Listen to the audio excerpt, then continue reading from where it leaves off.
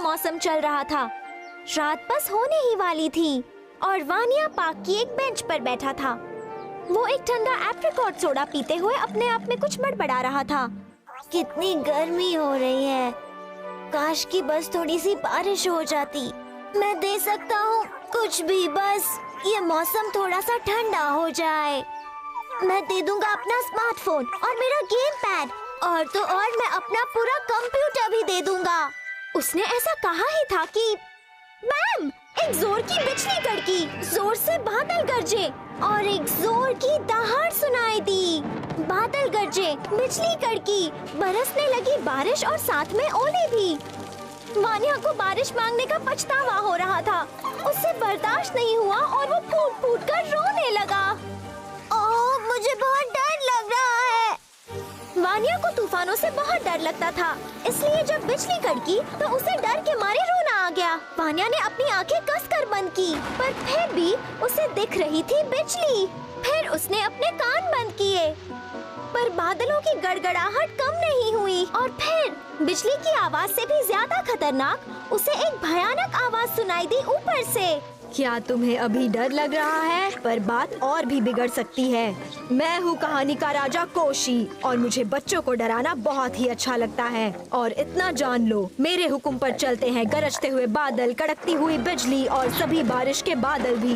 वानिया ने कोशी की ओर देखा, पर उसे कुछ समझ नहीं आ रहा था। वो बस इतना जानता था कि कोशी मजाक नहीं कर रहा और ये बात और भी डरावनी थी। बारिश झरने की तरह गिर रही है ना? तुम ही चाहते थे ना कि ठंडक हो जाए। माना कि बिजली कड़क रही है, पर हवा में ताजगी आ गई है ना? अब अपना वादा पूरा करो। चलो अब मेरे हवाले कर दो अपना कंप्यूटर, अपना स्मार्टफोन और अपना गेम पैड, वरना मैं बिजली और तूफान को इससे भी बदतर बना दूंगा। अब ये फैसला सिर्फ तुम्हारे हाथों में है। वानिया डर के मारे कांप रहा था, जैसे कि एक रैबिट की पूंछ। ओह, मुझे दे देने होंगे अपने सारे इलेक्ट्रॉनिक गैजेट्स। मुझसे मेरा फेवरेट गेम छिन जाएगा, वो भी इसलिए क्योंकि मैं तूफान से डरता हूँ। फिर न जाने कहां से ये कौन आया। ओह, बुद्धिमान वेसिलिसा। उसने देखा कोशी, कड़कती बिजली और बरसते हुए बादलों को। उसने सुनी गरजते बादलों की आवाज और फिर उसने वानिया से कहा, हे, चलो मेरे दोस्त, वहाँ से उठो, डरने वाली कोई बात नहीं है। ऐसे ही वक्त के लिए तो लाइटनिंग रॉड का आविष्कार किया गया है। वानिया ने सिर ऊपर किया और देखा कि कोशी बिजली गिरा रहा था, पर उसमें से एक भी जमीन पर नहीं गिरी। वो सभी लाइटनिंग रॉड पर ही गिर रही थी। वेसिलिसा ने वानिया को अपने सामने खड़ा किया और कहा, याद रखना, ये नियम समझने में बड़े ही आसान है। बिजली होती है इलेक्ट्रिसिटी और इलेक्ट्रिसिटी पर लागू होते हैं फिजिक्स के कानून। पहला कानून, तूफान के वक्त कभी भी अपना मोबाइल फोन रास्ते पर खड़े होकर इस्तेमाल ना करें। दूसरा कानून, ये नियम लगभग सभी जानते हैं, तूफान में किसी तालाब के पास होना बहुत खतरनाक हो सकता है। और तीसरा कानून, तूफान में कभी खुले में ना चलें, खासकर एक छाता लेकर, क्योंकि छाते का रॉड और फ्रेम मेटल के होते हैं और मेटल होता है इलेक्ट्रिसिटी का गुड कंडक्टर। बिजली ज्यादातर ऊंची जगहों पर गिरती है, इसीलिए ध्यान रहे कभी भी खुले मैदान में अकेले खड़े पेड़ के नीचे ना छिपें। वैसे पेड़ के नीचे बिजली आप पर नहीं गिरेगी, पर तेज हवा से वो पेड़ सीधा आप पर गिर सकता है। धड़ाम, पेड़ गिरा। होशियार लोगों को पता होता है बिजली कहाँ गिरती है, इसलिए उससे बचने के लिए बस इन चीजों और जगहों से दूर रहो। वानिया का डर भाग गया था, उसे अच्छा लगने लगा और उसके चेहरे पर मुस्कान आ गई। ये नियम कितने आसान है, डरने वाली तो कोई बात ही नहीं। और कोशी ने उस पर बिजली से जोरदार हमला किया, पर कोई फायदा नहीं हुआ। उल्टा वो ही बारिश में भीगकर कांपने लगा। वो गुर्राया, चीखा, चिल्लाया और उसने बहुत हाथ पैर मारे, पर उससे कुछ भी नहीं हुआ। आखिर वो समझ गया कि उसके पास वापस अपनी दुनिया में जाने के अलावा और कोई चारा नहीं था, वो भी बिना कोई गेम पैड, कंप्यूटर या स्मार्टफोन के।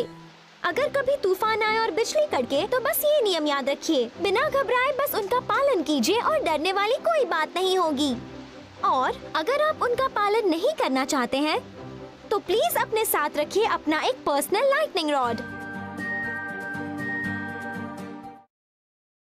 तो बताइए, जंगल में जाने से किसे डर लगता है? अब मैं सुनाऊंगी आपको कहानी एक जंगल की, जिसमें था एक दलदल, घाटियां और नाले। तो अब ध्यान से सुनिए। एक पुराना पुराना घर था, एक पुराने पुराने जंगल के पास, जहाँ रहता था सेनिया नाम का एक आदमी। उसके पास एक पालतू डॉगी थी जिसका नाम था प्रिंसेस। एक दिन वो टेबल पर रखा खाना खा गई और उसे डर लगा कि सेनिया उसे गुस्सा करेगा, इसलिए वो जंगल में भाग गई।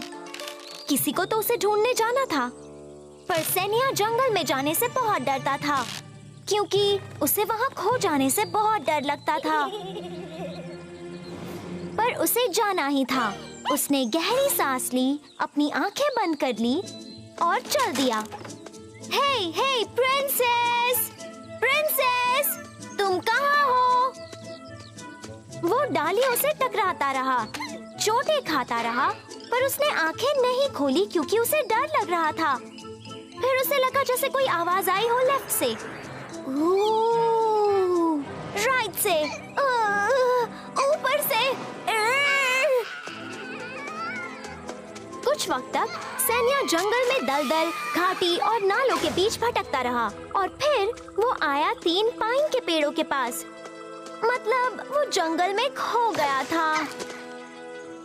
चलो, उसने सोचा, मेरे और मेरी डॉगी का किस्सा तो अब यहीं खत्म हो गया। मेरी प्यारी प्रिंसेस, मैं तुम्हें कभी नहीं ढूंढ पाऊंगा। और फिर कुछ हुआ। सेनिया को लगा जैसे उसे कोई पुकार रहा हो। उसने अपनी आंखें खोली। अरे बाप रे! दिन ढल चुका था। आसमान में घने बादल थे। उसके चारों ओर था एक घना और खामोश जंगल। वो आवाज फिर से आई, घूम जाओ और जंगल की ओर पीठ करके मेरी तरफ देखो। सेनिया बेचारा सहम गया और फिर वो धीरे से पीछे मुड़ा। ठीक उसके सामने एक स्टंप पर खड़ा था एक लड़का जो बिना कुछ कहे सीधे उसकी आंखों में देख रहा था। सेनिया बहुत डर गया था, पर उसने बिना ये जाहिर करते हुए कहा, क्या हाल है दोस्त? मैं बस यहाँ से गुजर रहा था। वाओ, तुम तो काफी स्ट्रिक्ट लगते हो। क्या तुम इस जंगल में रहते हो? ओह नहीं नहीं नहीं नहीं, ऐसा नहीं हुआ था। तो हुआ यूं, वो अजीब सा लड़का सेनिया को देखते हुए दाने थूक रहा था और फिर उसने कहा, एक राजा, एक राजकुमार, एक मोची, एक दर्जी, बताइए इनमें से आप कौन है सर? चलिए अब जल्दी से बताइए, अच्छे और भले लोगों को इंतजार मत करवाइए। तो सेनिया ने उसे प्रिंसेस के बारे में सब बताया, कैसे वो भाग गई और वो खुद कैसे जंगल में खो गया। मैं हूँ मकार, एक चरवाहा, लड़के ने कहा। आप सर काफी अंदर आ गए हैं। मैं तो गाय के बछड़ों को भी यहाँ आने नहीं देता। मेरी मदद करो मकार, मुझे मेरे घर लौटने में मदद करो। सेनिया गिड़गिड़ाया। जब मैं स्कूल में था, मैं तो कभी साइंस होमवर्क नहीं करता था, इसलिए मुझे किसी भी दिशा को पहचानना नहीं आता, ना ही कंपास पढ़ना आता है। अब मुझे जंगल में जाने से डर लगता है। मकार ने गहरी सांस ली। हाँ हाँ, आपके जैसे कई लोग हैं, अनपढ़ मशरूम हंटर्स, जो हमेशा ही खो जाते हैं। पर मैं आपकी मदद करूँगा, आप मुझे थोड़े अच्छे लगे। और फिर वो दोनों चल पड़े उस घने जंगल में। चलते चलते वो पीछे मुड़कर सेनिया की ओर मुड़ा और उसे पीछे आते रहने का इशारा किया और फिर उसने अपना सिर हिलाया। हर तरफ सन्नाटा बढ़ता जा रहा था। जंगल घना होता जा रहा था। वो डरावना था। अचानक उन्हें सामने एक रोशनी नजर आई, 1, 2 और फिर तीसरी भी। फिर सेनिया ने ऊपर देखा और उसे बस कुछ ही दूरी पर अपना गांव दिखाई दिया। थैंक यू मकार, सेनिया ने खुश होकर उस लड़के से कहा। ओह, पर वो चरवाहा तो अचानक गायब हो गया था, जैसे कि वो कभी वहाँ था ही नहीं। सोचते हुए सेनिया अपने पुराने घर के पास गया।